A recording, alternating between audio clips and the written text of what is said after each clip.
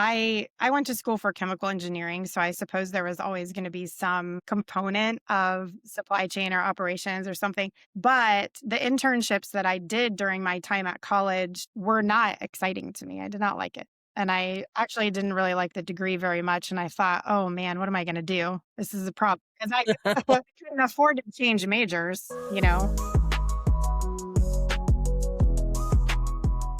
Today, we are so excited to have Angie Westbrock on the She Supply Chains podcast. So, Angie and Katie were just talking. They've known each other for how many decades? Like, Two we're decades. 20 plus years. We haven't seen each other for 20 years. So that means 20 plus. Yeah. Pretty so, Angie, thank you so much for coming on. And we're excited to have you join us as part of our Summer Learning AI series. And so, we always like to start off with share a little bit about who you are, both personally and professionally. a big question. Yes. So I'll start personally. I from the Midwest, but I now live out in the Bay Area.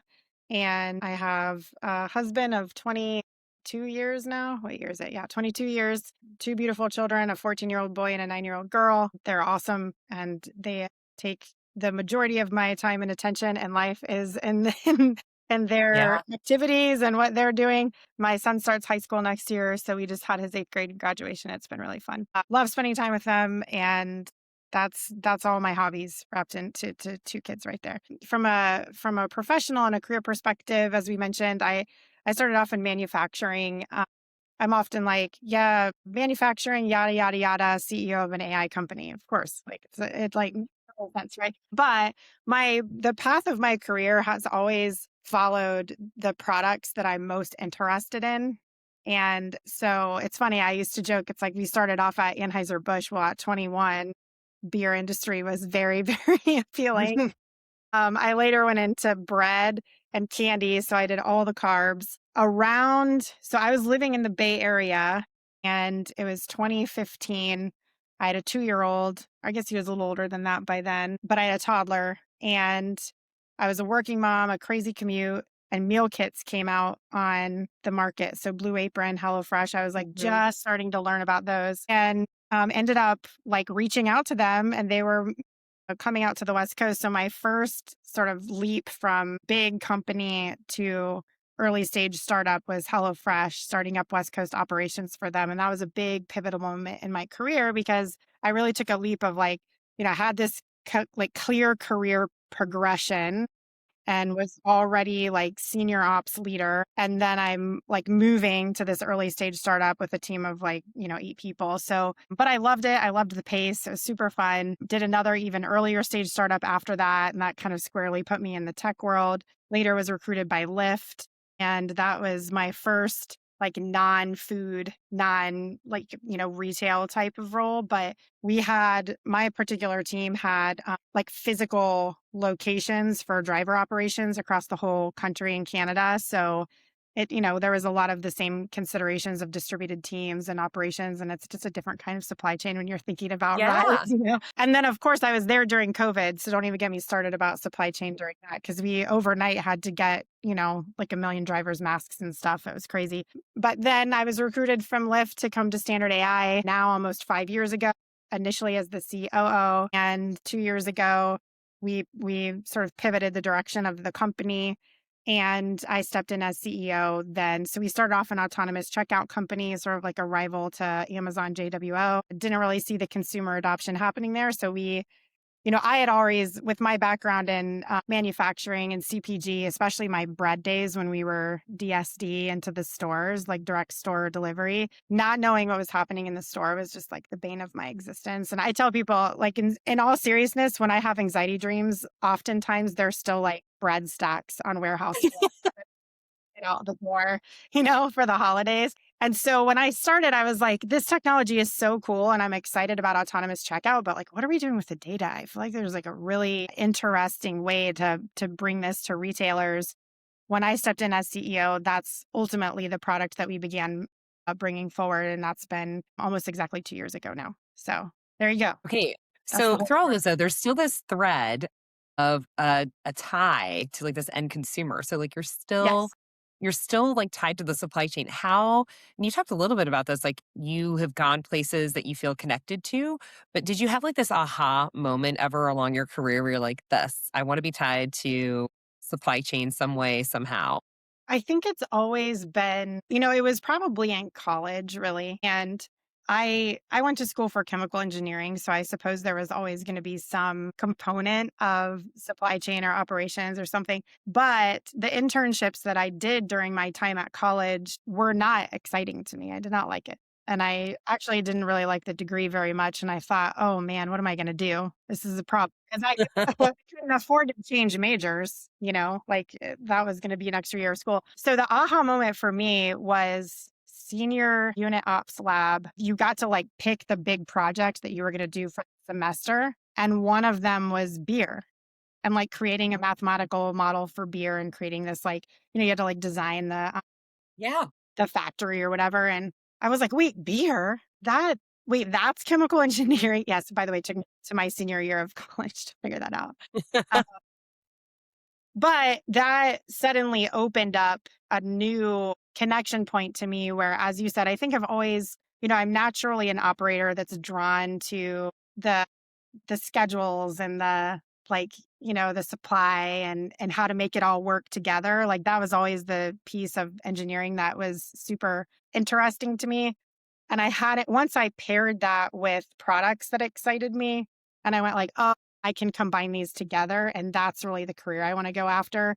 That's when like it really made sense to me. That. Okay. So you're out and about in the Bay Area, meeting someone for the first time.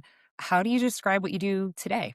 Do you I just would casually drop say CEO? Because I no. kind of love that. I do too. No, I don't, and it's actually a problem because I will 100% lecture other women not to do this, but I, like, often don't bring it up. I still am, I still like they'll be like, "What do you do?" I'm like, "Oh, I work at a tech company," That's my own, like, separate issue, but when I think about standard AI and I talk about what we do, it's that whatever Google Analytics did for the e-commerce, we're bringing to brick and mortar. That's, like, the easiest way to say it. So, Yeah. I do too. you've done when you're doing like a full there's only the other thing besides being passionate about the product of the company that I work at that's really important to me is it usually has like a physical intersection with the technology. I remember starting off at Anheuser-Busch, if somebody I'd go into a bar and somebody like ordered a Bud Light. I'm like, yes, there was like a ton of I pride. made that. Yeah. Yeah.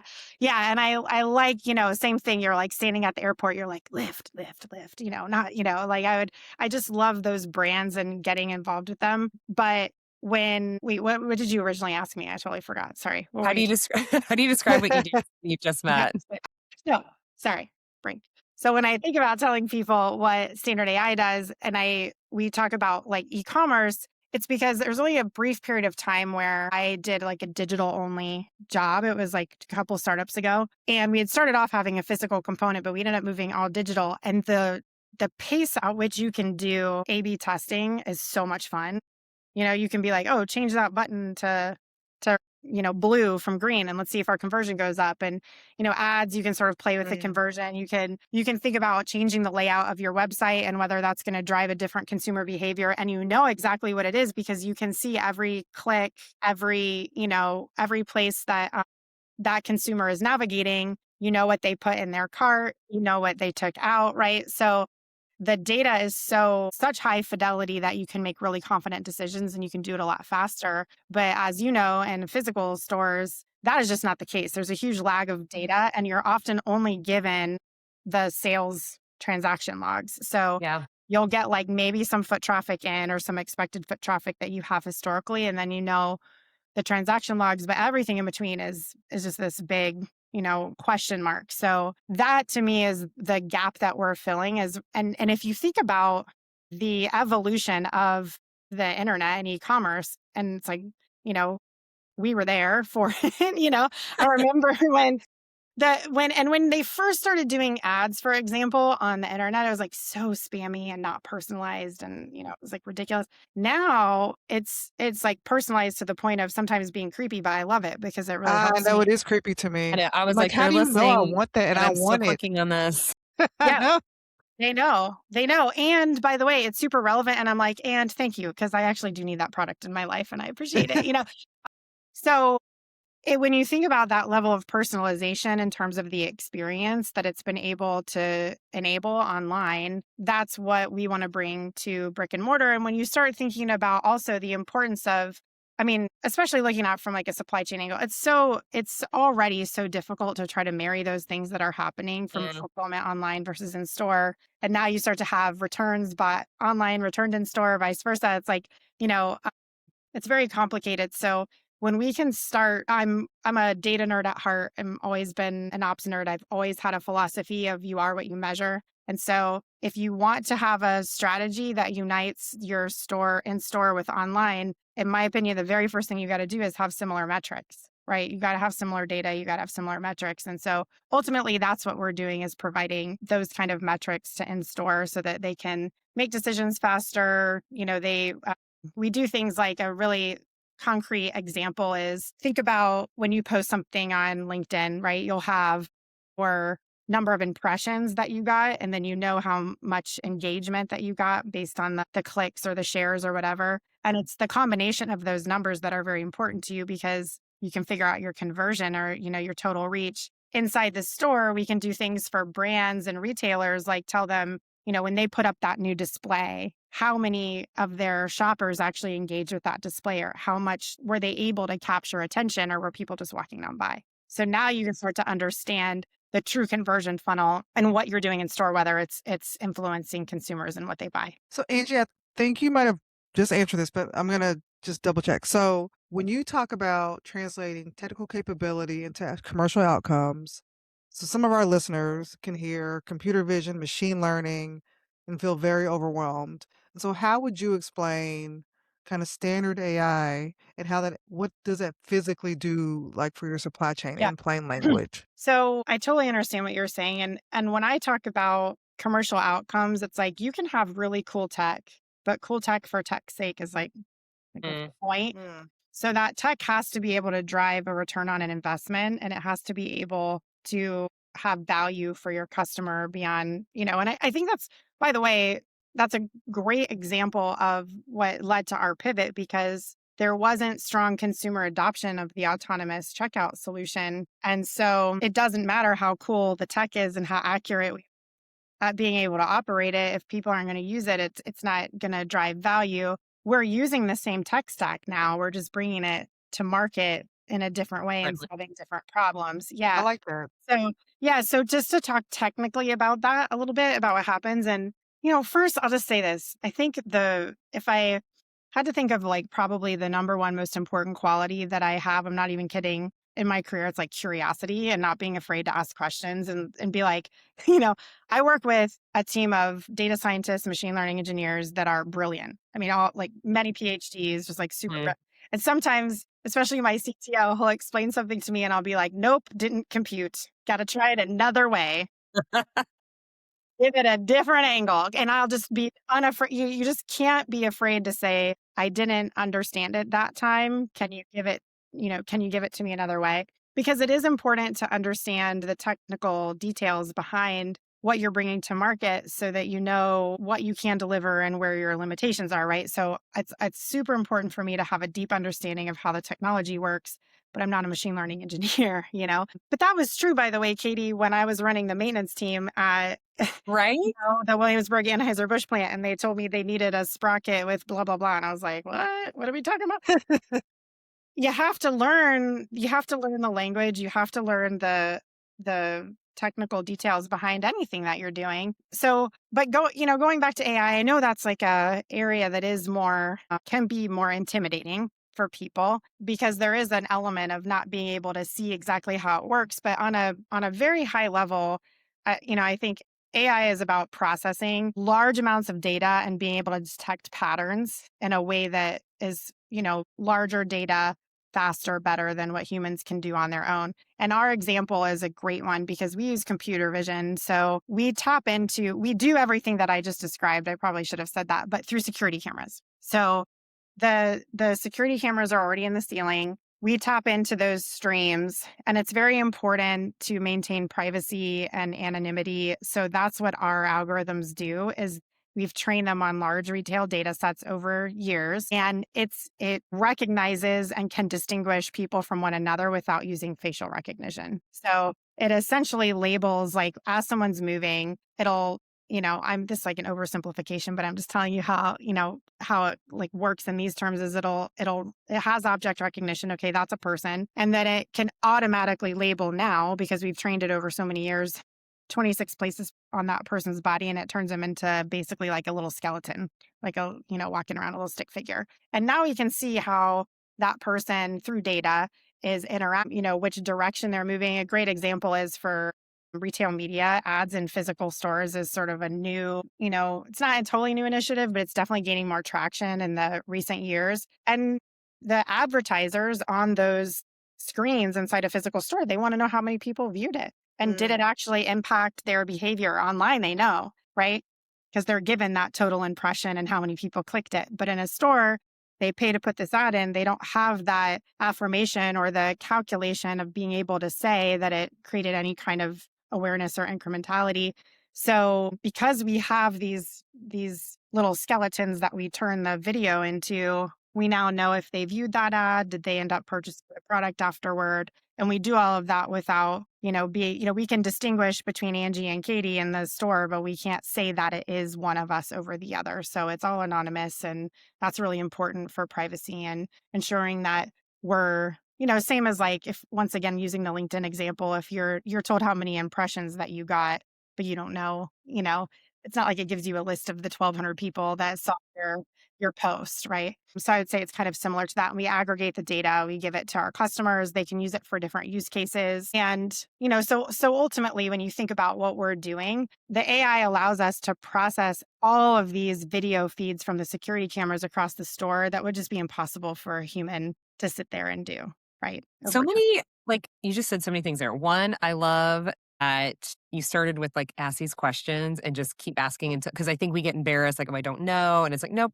no embarrassment. Like just own it and ask. And I guarantee somebody else in the room was also thinking that too Yes. and wanted to know. I love that you're using existing technologies, like the security cameras are literally already there. So how do you leverage that? My next question though is okay, from a supply chain standpoint, right? So you talked about Google Analytics before and how it could tell you how many clicks online. So with standard AI, you can see these skeletons. I have pictures of skeletons like Yeah. dancing down the aisles here. Yeah. Yeah. Have Exactly. they been able to identify any blind spots for supply chain? Like kind of back to your anxiety dream about bread, like you're out of stock on shelf. Like, is it helping solve any like supply chain issues too? Yeah, I mean, I'll give you a great example, which I think, it's not every day that you're putting a new product into market, but I think it's a really good example. So you're putting a new product into market, you're projecting what you think it's going to sell, but you have no historical data to base that on. So, you're trying to do the best you can. And Your then, friends in marketing are like, it's going to be amazing. yeah, It's going exactly. to sell so many. Exactly.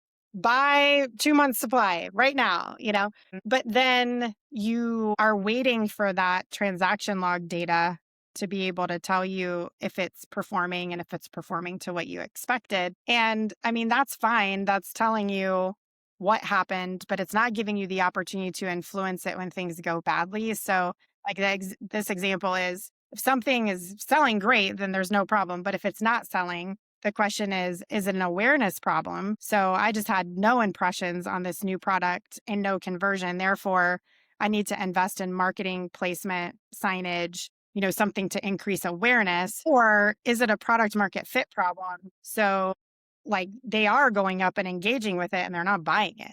Right. So now, and we can see that almost instantaneously. I mean, I could tell you that the same day that you launched it, and I could tell you if it's getting better the next day. You could go, let me put a new sign in and see what happens. I'll tell you right now whether it increases engagement or not, awareness, like as people are going by. And so you can now have much more influence on the outcome, number one, if it's not going the way that you want.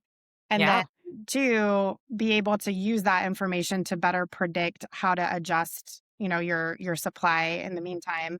We can also do things like help identify theft issues, that are always contributing to shrink. There are lots of different areas where, it's if you're using another good example is like you're probably using some sort of people that are in supply chain for physical retail. They want to know traffic in, and then they're using some assumptions of conversion, et cetera. Well, so much has changed over the last several years. Like, sometimes you have curbside pickup. Well, they already ordered. It's not traffic that's coming there to shop, right? Or as I Mm, mentioned before, if it's buy online, return in store, or you're one of these locations that's taking Amazon returns now, yeah. understanding whether that traffic that's coming in, what percentage of it is like segmenting that customer base based on their shopper behaviors so that you understand actually how many people came into my store is fine, but now I know how many came into each department. So, Yeah. what was my conversion by category or by department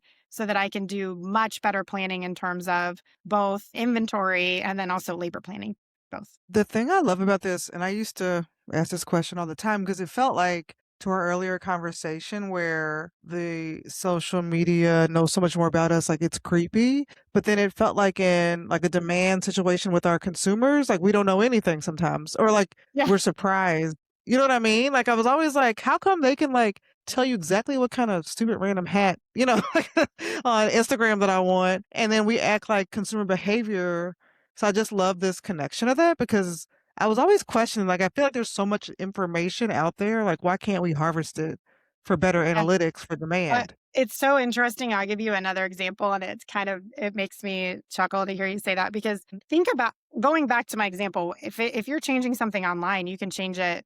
It still takes resources, but it's way easier to do that than imagine changing a layout across hundreds or thousands of stores, right? Very expensive, some of these initiatives around merchandising or even just coordinating with store operations. When we were an autonomous checkout company, one of the first validating points to pivot the company was one of our autonomous customers was saying, oh, we're going to move this really popular ice cream display to the back of the store so we can drive more traffic to the back of the store. And we said, that's interesting. You know what? Let us run it through our simulation models and try to predict whether it's going to improve your sales or, actually it's a bad move.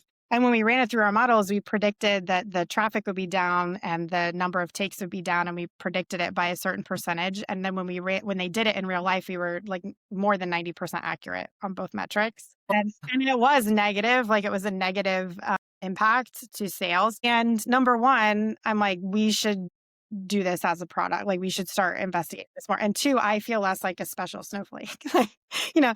But that's the whole premise of marketing and merchandising is that to some degree there has to be some level of predictability on how Yeah. that layout or that ad or whatever is going to impact your shopping experience or, there's no point in doing it. So, So I love just going back to the standard AI pivoting from autonomous checkout to retail intelligence because I have seen in organizations where something isn't working and they don't want to pivot or take too You long to double pivot down. and they double down on like they won't, and then they're like, we're gonna convince people to like something that they're just not gonna like. So I just commend you and the company for doing that because I just think sometimes bigger companies we need to do that sooner, quite honestly, in some situations. But from a supply chain perspective, we talked about this a little bit. How does knowing how a person moves through an aisle help a brand manage its upstream inventory or like warehouse replenishment better? Because how can that intelligence really help you have a better working capital and then making sure you yeah. have what you need when people want it? I think one of the really cool things about AI is like at first you start by training on data, right? But then you move into, as I was describing, this like prediction. And so I go back to like when I was at, Sara Lee and we were coming into bun season and we were trying to predict, based on multiple factors, traffic, what was on sale, new products that were launched since last year, what was happening in that particular grocery chain, all of these things that you're trying to account for when you're predicting how much supply to have in market. And it's, very difficult. It's often somewhat right, but it's very complex. I mean, that's what we spend a lot of our time doing, being able to rely on these AI models that are learning how people are navigating the space, flagging when behaviors are changing from what we expected. So that's the other thing that I think is super interesting is that because it's always on and continuously measuring, there's also sometimes trends that we didn't anticipate. And knowing about them in advance is going Ah. to really help you respond quicker to, both upstream and downstream impacts of that. And, I remember once again, I remember that happening in the grocery stores. Like a competitor put something on sale that we didn't know or weren't aware of, and suddenly our sales just plummet. And Hmm. you're gonna have in a product like bread that doesn't have inventory, right? You're Yeah. gonna stale, and that impacts not just what you're delivering on the truck the next day, but like your labor plans, how much product that you need to be ordering. And same in the other direction, if suddenly one of your competitors has a production problem and it goes out of stock and everybody's buying your product unexpectedly, getting that information faster so that you can understand the impact and adjust accordingly is what our value add is. That's where I say our technology really at the base level is converting video into data, and then the stakeholders within those retailers are able to say, this is how that data would be very powerful for me to unlock it.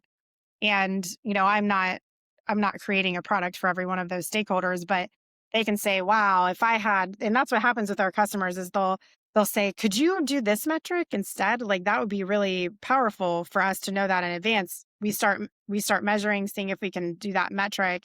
And now, our philosophy is let's use AI to engage the humans that are making the decisions.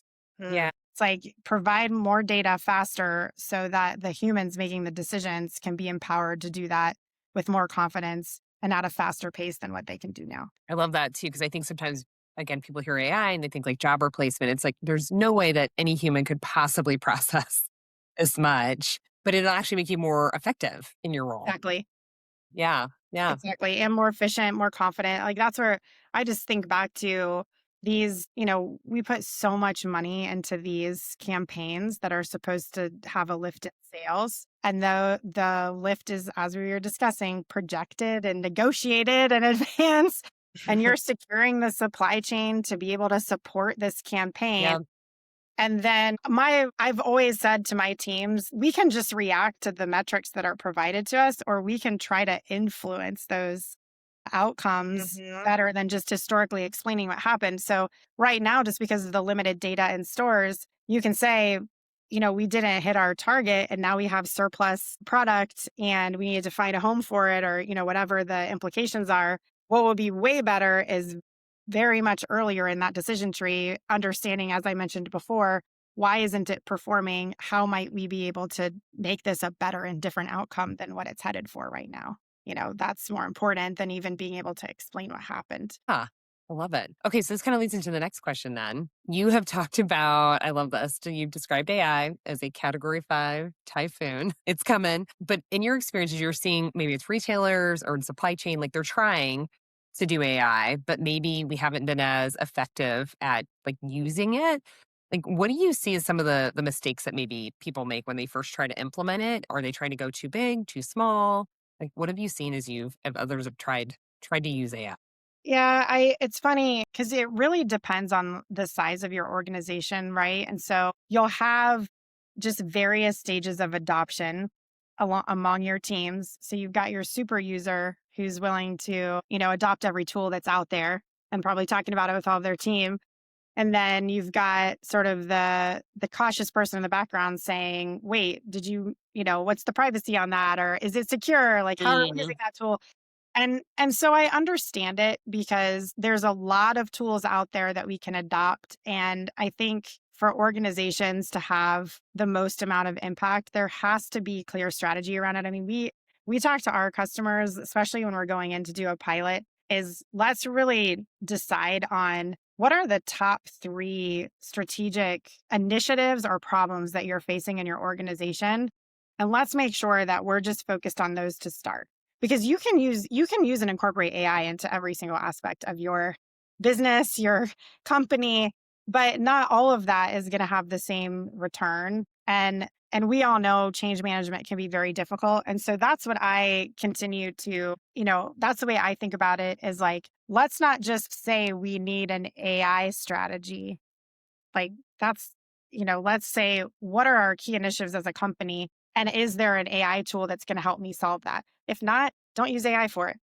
I don't think AI, I think it's so funny because AI is like probably moved through the adoption curve of technology faster than almost anything that we've witnessed before. And I think we are already within a very short period of time moving away from, once again, just having this AI strategy that's completely separate and seemingly unrelated to the rest of your business. And instead saying, no, like, what's your business strategy? And then let's make sure that we're researching and aware of the AI tools that are available. Part of what we do is try to educate our customers that even exists, right? Mm, Because you're not sure. It's like the technology is developing so quickly now that Yes. even realizing that that technology is out there can be a challenge to do, which is once again why I come back to, like, it has to be directly related to something that's a critical problem for you to solve. And unless you can tie it to that, then there's no point in trying to adopt it. Angie, I want to talk a little bit about some of your career pivots. And as Katie said, your trajectory has been so different and like amazing and exciting.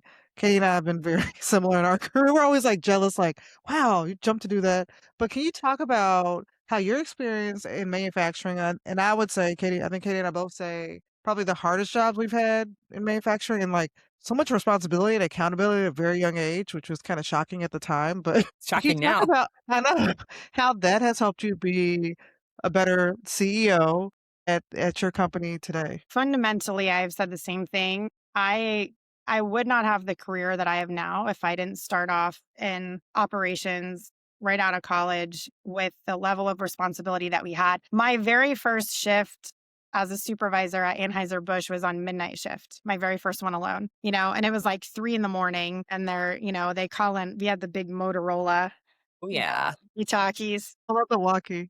you know, brew house group manager, come back, and they're like, we're not getting green. And you're like, what? And you have to be open to just sort of jump in, number one, and not be afraid, ask the right questions. Two, those are lessons in leadership that are so critical, because if you aren't humble and you approach your very experienced operations teams, and you're this, like, 22-year-old, coming in with your little clipboard and hard hat to say what the efficiency should be that day, if you don't respect and acknowledge the expertise of that team, it is not going to be a good career for you in that space. And so I learned so much from those fundamental years about, also, gosh, you talk about supply chain, the connection point between everything. If this thing fails, what does it impact after? How do I Mhm. anticipate that better next time? You know, how do I put the right processes in place for this to have, less negative impact if it happens again? And we're learning how to document and improve and anticipate and all of those things while being a leader at a young age and being held responsible for these, like, on your shift, just like millions of dollars of product running through that you're responsible for, and Yeah.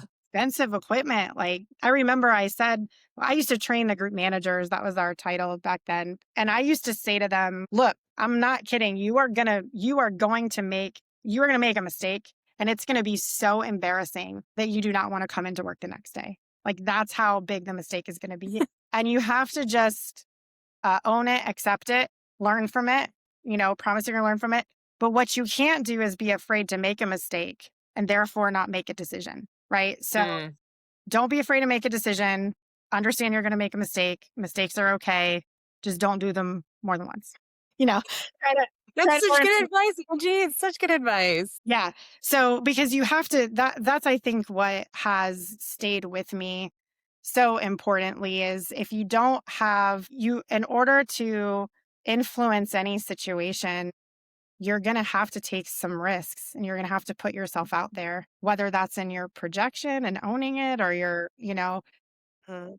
evaluating certain suppliers, to adopting new technology that might not end up being adopted or might not work. But if you don't at least take, yes, you can have, there's a difference between calculated risk, right? So we do the right amount of research, but, like, you've got to be willing to put yourself out there if you want to have a career that gets noticed. If that's your goal, like, if that's what you want, is to make impact and progress, like, then you gotta be willing to take some risks and make some decisions. Yeah, and I love that. Like, it's better to make the decision and then you've made a mistake, but at least you made a decision instead of like Mhm. swirling. Nobody likes that. Nobody likes waiting for you. And I think embracing this fact that, like, I think we all come out of college and you're like these A types, right? And it's like, nope, everybody makes mistakes. It's who can own them and learn from them like Yep. the fastest. Don't That, hide it, that, don't blame yeah, somebody, own it. yeah, You yeah. know, it's gonna hurt, but, like, it's like one day of embarrassment, and then you're fine. And I made honestly, someone else reminded me, and they're like, "We might dwell on it forever, and other people move on." Like, where they're like, "You're not that important to everybody." No one's at no, home like, "Courtney did that thing, last week." They're like, they moved on. They worried about their own thing. They messed up. way bigger deal to you than it is It to any is, and that really, like, set me. I was like, "Oh," they're like, "You think that everyone's dwelling on that? No one has time no, for that." no. Like, oh, No, exactly. So but thankfully I had those early days in my career because I really do think that I wouldn't change it for anything.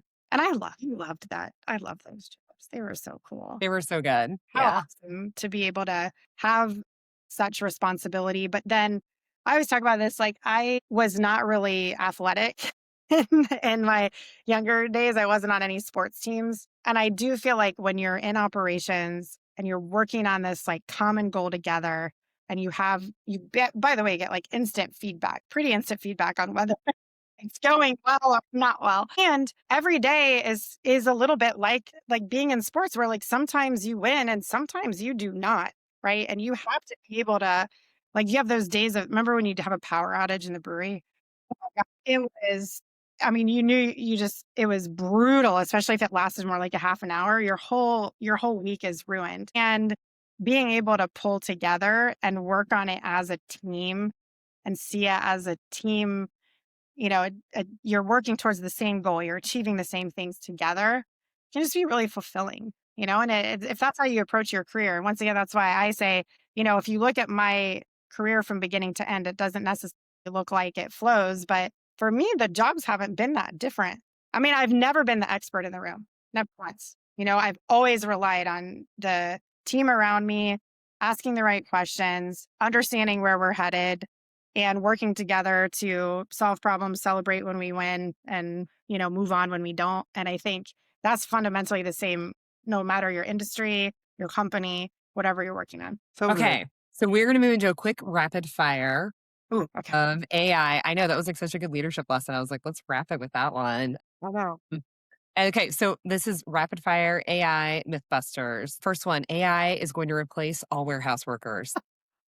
Sorry, they're Do you extreme. want me to just say yes or no, or do you want? Yes or no? And if you have something to add, feel free to add. Absolutely not. It will not replace warehouse workers. It should make their jobs less frustrating if we can use it to get better at better predictability, better understanding of where inventory is and better tracking of what's going on. All right, next question. You need a PhD in math to work in AI supply chain. Well, I don't even have a master's, so I think I don't either. It's okay. yeah. No, I think this is a fun topic these days because there is a question more and more about, what are the college degrees that are going to support Mhm. the careers of the future. And I just go back to how, one of the really cool things with all of the tools available on AI now, if you just sit down and you're curious and willing to try them out, like you can get so far without having any actual technical, formal education in the topic. And I just encourage people to do that. And for me, like, am I using my chemical engineering degree right now? I don't know, but I'll tell you this much. It did teach me how to be curious. It taught me how to solve problems. It taught me how to Mm, have confidence solving hard problems that didn't seem like I could solve them when I went into it. And so I say it's more about the journey than the degree. And then having that interest is really what you need, interest and curiosity to go pursue something. that.